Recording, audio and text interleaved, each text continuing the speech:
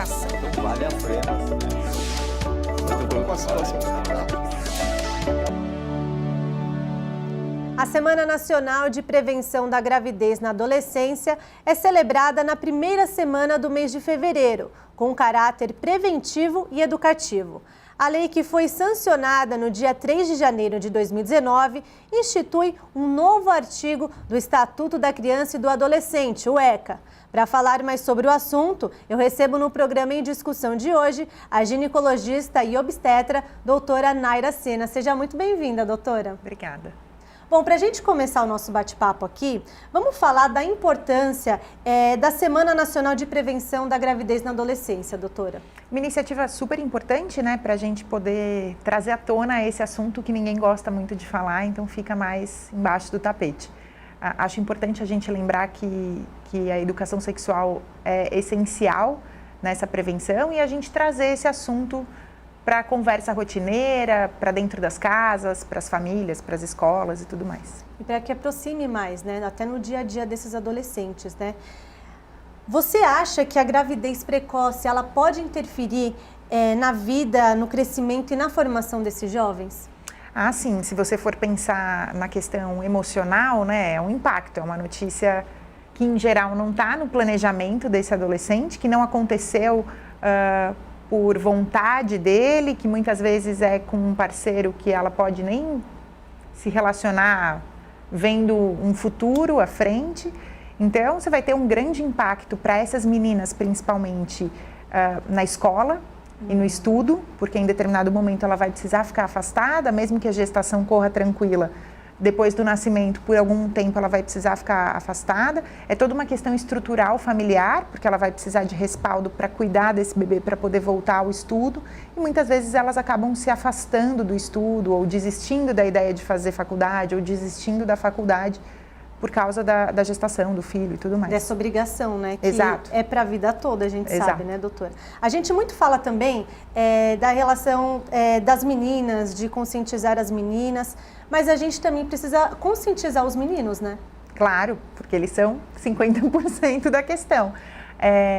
Na verdade, a educação sexual a gente tem que levar para meninas e meninos nos mais diferentes lugares, com as mais diferentes opções sexuais. Não só com o foco de prevenção da gravidez, mas com foco de saúde mesmo, né? Sim.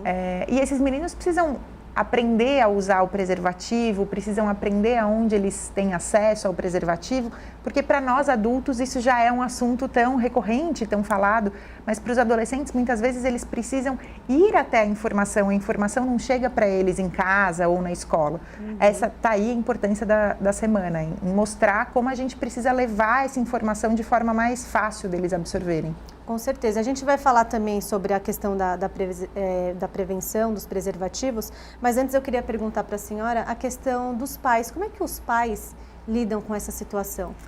Você vai ter as mais diferentes reações, né? Na época que eu trabalhava no SUS, num ambulatório específico de gestação, de gestantes adolescentes, você tem as mães que acolhem, que acompanham, que dão suporte, e os pais que repulsam a ideia, que por um tempo não apoiam esse adolescente, seja o menino ou a menina da relação. Então, isso depende muito dos conceitos, dos ensinamentos que eles tiveram em casa, mas é essencial a gente falar que o apoio é muito importante para esse jovem de 15, 16 anos que se vê perdido e que precisa de acolhimento para conseguir seguir, enfim, para passar por essa neblina, né, da mudança de roteiro deles e conseguir entender que dá para ele ter o filho que apareceu no futuro, mas seguir a carreira estudantil e fazer seu curso, etc. Eu acho que até um trabalho conjunto com outros profissionais também. Com certeza. Principalmente com apoio de psicólogos, enfim, porque eu acho que é muito importante essa parte até emocional e estrutural desses jovens, né? Quando você tem ambulatórios específicos para gestantes adolescentes, você sempre tem o braço da psicologia para fazer esse acolhimento da adolescente, do parceiro e da família, que vai ser a rede de apoio quando esse neném nascer, e o braço da nutrição, porque em geral são jovens que não se preocupam tanto com a alimentação, não tem tanto essa questão de uma alimentação balanceada, que influencia muito no crescimento do bebê durante a gestação. Então esses dois pilares são muito importantes no acompanhamento multidisciplinar dessa gestante. Agora uma curiosidade, doutora, já aconteceu alguma vez de você receber alguma paciente no consultório e ela foi de repente fazer algum exame de rotina. E aí, quando ela chega lá, ela descobre que está grávida? Nesse ambulatório de adolescentes, sim, porque na verdade a gente atendia todas as adolescentes e em determinado momento do dia só as gestantes. Então, nesse ambulatório de adolescentes, às vezes elas chegavam com atraso menstrual que elas não entendiam, não sabiam, mas também não davam bola. E às vezes você diagnostica a gestação bem à frente, porque essa menina acaba se retraindo, ela tem vergonha de falar para a mãe ou para alguma responsável, cuidadora, que a menstruação dela não veio, e ela vai empurrando para baixo do tapete a informação até que a situação se torne insustentável. E como que você lida com essas situações que acabam acontecendo? O acolhimento aí é essencial, né? Acolher aquela menina, agora mulher e futura mãe, porque é um baque para elas, em geral, essa notícia de imediato. E acolher a família que vem junto com ela também, para que todos entendam que, enfim, dá para caminhar daí à frente. Você falou agora uma questão interessante, de muitas até esconderem que estão grávidas. Mas a gente até vê alguns programas de TV também que relatam que a menina não sabia que estava grávida e que leva a gestação até quase no 7º, 8º mês. Isso é possível, doutora? Cada caso é um caso, né? É difícil disso acontecer, mas a questão... Porque imagina, é uma adolescente e ela descobrir só quase no final A questão da adolescente é que ela não tem, muitas vezes, uma percepção de saúde muito apurada. Então, a menstruação dela não vem, às vezes ela já tem uma irregularidade menstrual, ela não dá muita importância para isso. Ela usa roupas largas, às vezes ela pode ter um peso um pouco maior e não percebe esse aumento do volume abdominal. E ela não está esperando, ela não está ansiando pela gestação. Então, sim, claro, tem a movimentação do bebê e tudo mais, mas nem sempre ela é tão perceptível no início, né? Lembrando que a gente começa a perceber um bebê se movimentando numa primeira gestação ao redor de 20 semanas. Você já está no meio da gestação. E ainda um movimento muito sutil, se ela não tiver essa delicadeza de percepção, ela pode só sentir ele se mexendo com 26 semanas. Então, é possível, não tão comum, que ela de fato não note. Ou, inconscientemente, prefira não acreditar que aquilo está acontecendo. E com quantos anos, mais ou menos, essas jovens procuram um especialista, né? Para fazer os exames, enfim, para começar? Porque eu acho que não é só depois da primeira menstruação, acho que até antes, né? Existe esse acompanhamento já. Esse é o foco, acho que o pilar principal da semana, né? Da discussão da semana, que é o atendimento médico para essas meninas. Então, sim, a partir do momento que ela menstrua, ela precisa ir à ginecologista para entender como que é o ciclo menstrual, o que é a cólica, como que funciona os métodos contraceptivos, qual é o melhor para ela. Ela precisa de um backup de alguém para conversar e tirar as dúvidas, que não necessariamente vai ser a família. Antes da menstruação, existe o atendimento ginecológico para as crianças, né, pré-puberdade, e ele, em geral, é uma especialidade que chama infanto-puberal, e muito comum para atendimentos de corrimentos na infância, coceirinhas ou queixas de ardor para fazer xixi, infecção urinária. Então, acontece sim, mas primordialmente toda mãe tem que traçar uma meta. Se nada aconteceu até a primeira menstruação, a partir da primeira menstruação, essa menina tem que passar com a ginecologista. Eu já escutei de alguns jovens também a questão de alguns probleminhas que podem ser identificados como um cisto, enfim, ovário policístico, né? E aí essa jovem fala, mas eu não vou usar preservativo porque eu não vou engravidar. Isso é mito, né, doutora? Com certeza. O ovário policístico, sim, pode mexer na fertilidade, mas não obrigatoriamente. Tem muitas meninas com ovário policístico que engravidam. Então, o adolescente tem muito essa característica de se sentir imune a nada vai acontecer comigo. E é aí que eles pecam no cuidado pessoal, no uso do preservativo, no cuidado com a anticoncepção. Então, o olhar da mãe, uma pessoa mais madura, que sabe que as coisas não são assim, que eles também são vulneráveis, é importante justamente para conduzir essa menina para o médico. E esse menino também precisa ir, né? Num acompanhamento com um pediatra ou com um ebiatra, que é o especialista da adolescência. Enfim, para ter também um pilar e poder tirar suas dúvidas, ele está descobrindo a vida sexual dele. E ele também precisa saber se responsabilizar, usar o preservativo, que é uma coisa que se a gente não ensinar, eles vão aprender errando. Exatamente. E é importante, na consulta, as mães ou o responsável dessas adolescentes estarem presentes, ou até mesmo o pai dessa, né, que vai ser o pai dessa criança que está sendo gerada ali. É importante, doutora? No caso dos acompanhamentos de gestante, quando a gente tem aí 2 adolescentes, a gente estimula que o pai também adolescente vá à consulta. Mas ela, por lei, tem direito a um acompanhante maior de idade, que daí vai ser o responsável por ela. Pode ser o cuidador, o pai dela, a mãe dela, a tia, a avó. Mas é importante que a acompanhe para o exame ginecológico que vai precisar ser feito na consulta. Ela não pode estar desacompanhada. Mas a gente estimula muito que o adolescente pai também vá. Porque é só assim que ele vai começar a se inserir. Se você pensar num casal adulto, quando a mulher fica grávida, o marido demora para se inserir naquele cenário, porque ele ainda não vê o bebê, ele muitas vezes não vê a barriga ainda. Acho que só cai a ficha quando nasce, né? Muitas vezes só cai a ficha quando nasce ou alguns meses depois que nasce. Imagina para um adolescente, né, que nem sabe o que está vindo pela frente. Então é importante também que ele acompanhe ela nas consultas. E que tipo de ajuda essas adolescentes precisam ter nesse momento, doutora? Ajuda psicológica, como a gente falou, um auxílio de orientação nutricional e uma frequência no pré-natal, pelo menos mensalmente. No final do pré-natal, essa frequência pode ser um pouco menor, porque toda gestação em adolescente é uma gestação de alto risco, classificada como uma gestação de alto risco.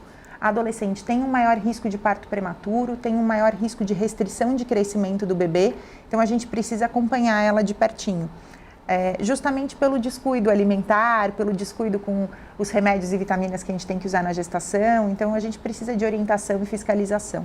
Talvez até por essa consciência de ainda não saber que existe uma vida ali dentro, né?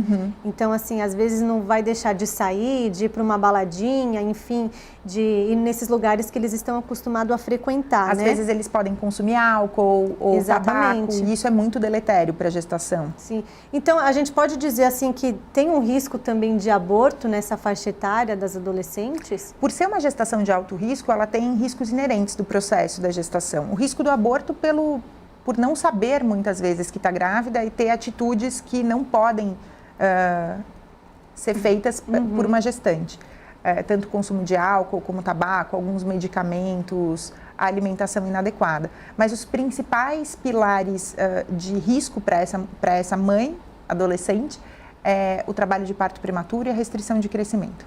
Muito se fala também, doutora, não sei se isso é verdade ou não, do útero dessa jovem não está formado ainda. Isso impede alguma coisa para essa gestação? Dependendo da idade da adolescente, porque a gente vê as mais diferentes idades, meninas de 16, 17 anos ou meninas de 11, 12. Já fiz esse acompanhamento, é difícil da gente lidar, acompanhar, né? Exato, da gente lidar. E essas meninas muito pequenininhas constitucionalmente podem sim ter um maior risco ainda de parto prematuro, justamente por essa questão anatômica. E aí a prevenção é a chave da coisa, né? Se essa menina fosse à consulta e entendesse um método contraceptivo antes de começar a ter relação, seria muito melhor. Muitas mães falam, eu não vou falar sobre isso porque senão eu vou trazer essa ideia para a criança. Mas não vai trazer, a ideia vem pelo mundo. Se a gente não der informação, esse adolescente vai estar solto, sem informação, entrando num mundo que vai chegar a ele de qualquer forma. Exatamente, e acho que informação não falta, né? A gente tem aí hoje campanhas na internet, redes sociais, enfim, inclusive distribuição de preservativos, a gente tem aí pela capital paulista também. A senhora acha que é um preconceito dos jovens também de pedir para o pai comprar ou de ir até o local ali que está disponível gratuitamente, ter vergonha de pegar esses preservativos? É que a gente precisa que os principais modelos de informação para eles se comuniquem a esse respeito. Porque o adolescente pode ir até a internet, buscar informação, mas não necessariamente essa informação vai ser de qualidade. Quando a mãe, o pai, a tia, a avó, a professora, pessoas que são modelos enfim, referências para ele, essa informação toma um corpo maior. E se a gente informa e conduz, olha, se você precisar de preservativo, você vai encontrar aqui, ou se você precisar de preservativo, você pode retirar em determinado lugar. Como que usa o preservativo? Porque ele vai retirar, mas não vai saber usar. Então, eu acho que a gente tem muita informação, mas a gente não pode esquecer da responsabilidade dos pais, da família, da escola, em esmiuçar essa informação para que eles consigam absorvê-la. E acho que às vezes até com essas informações os jovens ainda deixam de usar o preservativo. Por quê, doutora? Pela não percepção da importância, né? Pela sensação de que eu sou imune a isso, esse problema nunca vai chegar a mim. Pelo mesmo motivo que eles não se cuidam com relação às doenças sexualmente transmissíveis. Exatamente, eu ia tocar nesse assunto também. Então, a gente tem, por exemplo, e isso você vê muito na prática, como a mãe dessa menina precisa mudar a visão. Quando a gente fala, olha, ela precisa tomar vacina contra HPV, que é uma doença sexualmente transmissível e que a camisinha não protege 100%. Daí a mãe fala, ai, mas eu não vou dar essa vacina ainda, porque se eu der a vacina, daí ela vai se sentir livre para ter relação.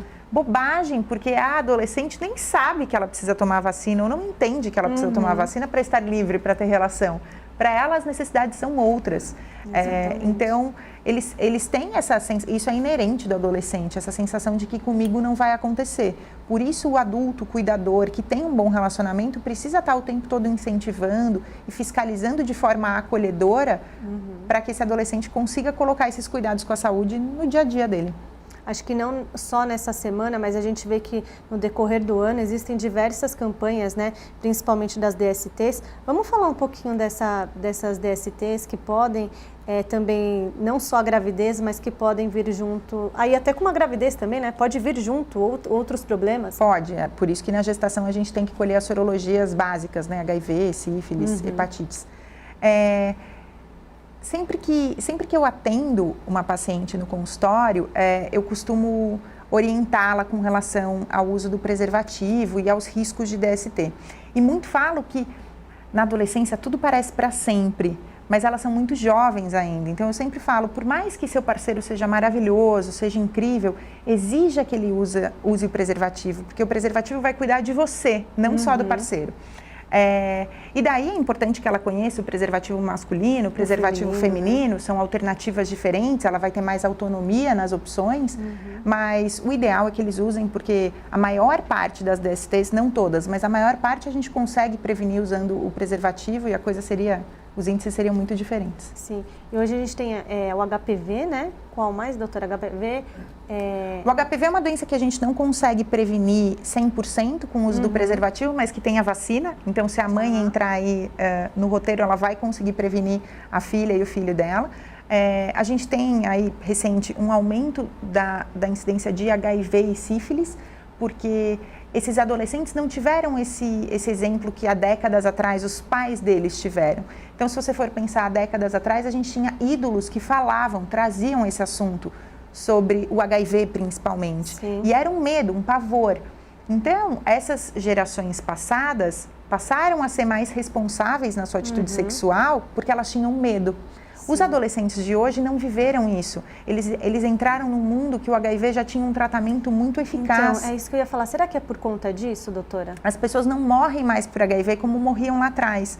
E por a gente não ter mais os ídolos trazendo essa temática, isso não vai para o nosso almoço de domingo. Não chega a conversa à família, né? Então, as pessoas preferem não falar muito sobre esses assuntos que são mais polêmicos. Daí o adolescente desconhece ou acha que isso não vai acontecer com ele, que está muito distante. E olha que sífilis e HIV são doenças 100% preveníveis com o uso do preservativo. Exatamente. E não só isso, né? A gente tem aí outros métodos que as pessoas nem sabem e que podem adquirir as doenças, né? A gente falou também sobre o diálogo, né, doutora? Eu queria que você falasse um pouquinho sobre como que os pais, né, até uma dica aí para os pais, podem chegar e conversar com os seus filhos sobre sexualidade.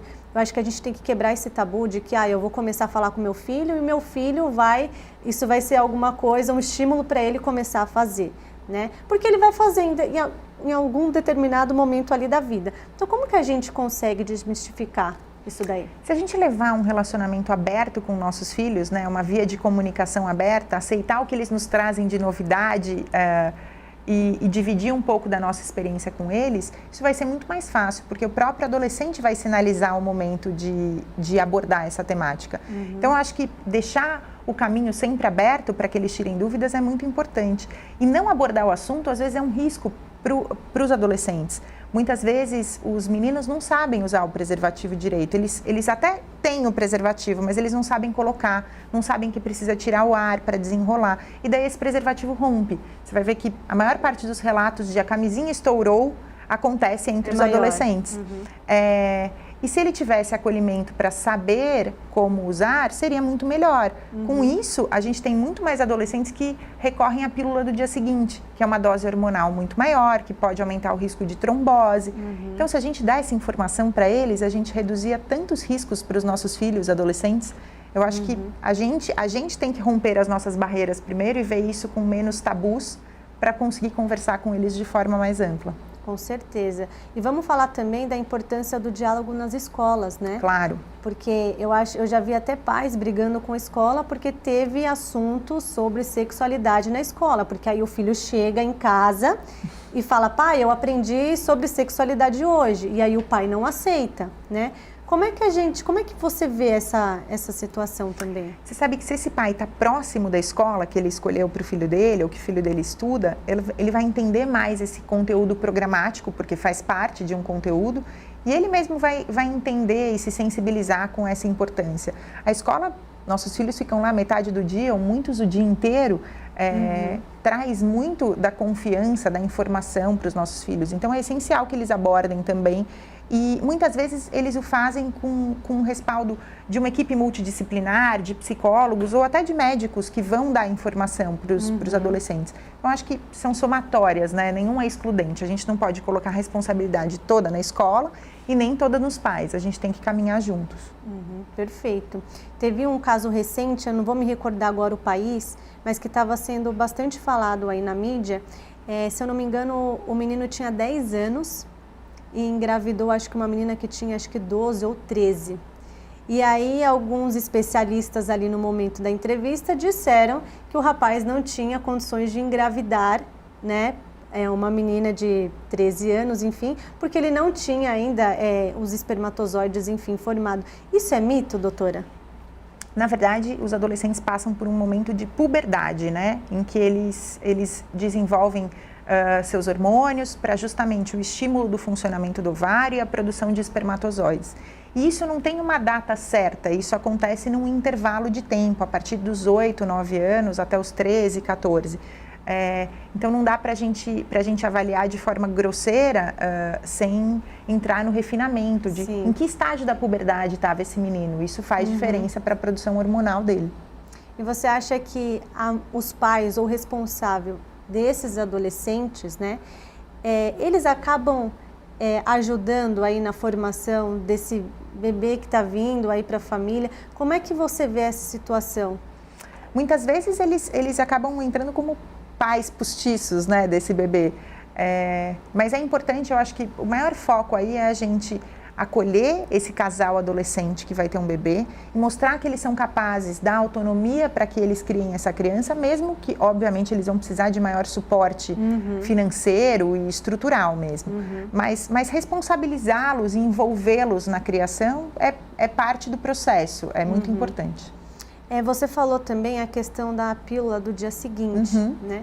Eu queria que você até falasse um pouquinho mais sobre isso, porque eu vejo também, assim, uma quantidade grande das pessoas usando, e a gente sabe que não é sempre que você pode usar esse medicamento e o que ele pode fazer no nosso organismo, enfim. A pílula do dia seguinte é um recurso que a gente tem para a contracepção de emergência. Então, para situações muito pontuais, um abuso sexual, por exemplo, ou a falha de um método contraceptivo como a camisinha. Mas ele não pode ser usado como um recurso recorrente. Então, eu não uso nenhum método contraceptivo, uso camisinha às vezes e tomo a pílula do dia seguinte. Porque ela é uma dose hormonal muito alta, essa dose hormonal aumenta muito o meu risco de trombose, pode dar várias alterações e irregularidades da menstruação. E se a gente for pensar nas adolescentes, algumas fumam, o cigarro já é um risco de trombose maior. Outras podem ser obesas, que também é um risco de trombose. Então, muitas vezes ela nem tem ideia que ela está somando fatores de risco que podem ser péssimos para ela. Então, a pílula do dia seguinte é um recurso excelente, mas que deve ser usado com parcimônia e sempre com orientação médica. E como que a gente consegue conscientizar essas jovens que a partir do momento que elas estão ali gerando uma vida, que elas precisam deixar de ter alguns hábitos, né? Como até mesmo alimentação, cigarro. Como é que a gente consegue, faz com que elas entendam que elas estão ali gerando uma vida agora, doutora? Eu acho que aí é muito acolhimento psicológico, é um acompanhamento multidisciplinar, é uma visita regular à psicóloga, porque é uma mudança, um turbilhão na vida dessa menina. E a própria ginecologista que acompanha essa menina tem que se aproximar dela, tem que se tornar mais uma referência para que ela busque, tire suas dúvidas, esclareça e confie nas informações que a ginecologista dá. Se esses profissionais não forem muito próximos, a adolescente até vai à consulta, mas ela não segue as orientações. Perfeito. A gente está chegando no final do programa, doutora, mas eu queria que você deixasse um recado para esses jovens, para esses adolescentes, para eles se conscientizarem mais sobre a gravidez na adolescência. Perfeito. Se eu puder falar para os pais, eu diria, se aproximem dos seus filhos e entendam o momento deles, não o momento que a gente gostaria que eles estivessem. E se empoderem de informação para dividir com eles. Essa proximidade facilita.